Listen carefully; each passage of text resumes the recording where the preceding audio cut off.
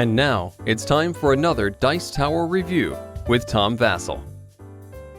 When I first played What's My Word, I was really excited. Wow, we have found some new game, some awesome game. But it's actually a reprint of a 1972 game called My Word.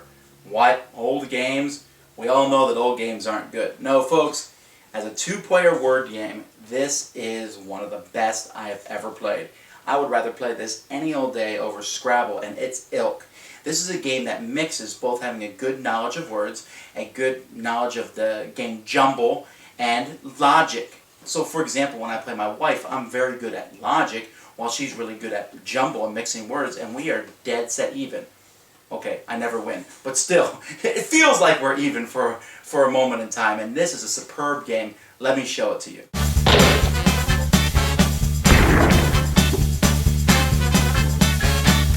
Since the game What's My Word is basically just a tablet, a sheet of paper, I mean, it's just more of a nicety than anything else. It comes with two books, a purple book and a red book, and then each of those books has a tablet of paper, and you're going to use both sides of those. You use one for round one, and you use the other for round two in the game.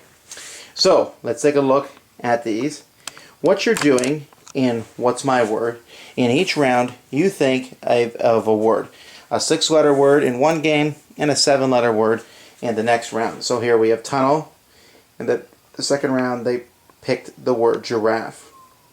Now, after you pick your word, your opponent is going to try and guess what your word is. And they do that by picking words over here. So, for example, the word that my opponent picked here was tunnel. And so I picked the word me here. That's a 2-letter word, and so I picked the word me. And then my opponent, my wife, told me that I got 250 points. That told me that one of these 2 letters was correct, but it was in the wrong position.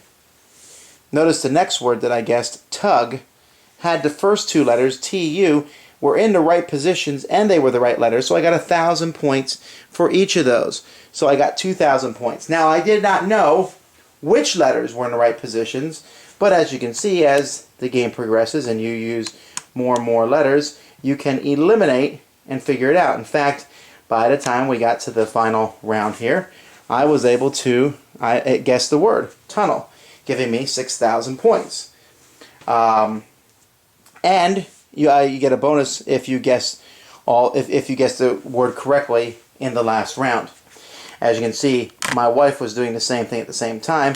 My word was butane, and she guessed it correctly near the end. Over here in the second round, it's a 7-letter word, and we do the same thing, except the words picked here are differently. And I was able to guess her word, and she was able to guess my word correctly. Well, you say, well, what's the big deal? If both of you are equal, guessing the word correctly doesn't matter. But here's where the strategy of the game comes in. As you can see, once you know what the word is, for example, over here, my wife knew that butane was my word. And so in the last one, she tried to think of a word that had as many letters in the correct positions as possible so that she would score the maximum amount of points. Because it's whoever scores the highest total that wins. And so she scored 22,450. I did the same thing. I knew that her word was tunnel. So I picked the word annul, which got me 3 letters in the right position for my second last word. And again, I netted 26,750 points. So I did much better than her in the first round, although she did absolutely destroy me in the second round. And so the sheet has letters over here where you can cross them off if you want to. As you can see, this is my wife's sheet, and she just went by guessing the words. You can see there's some spots where she wrote down the letters. If you look at mine, you'll notice on my sheet I was eliminating letters.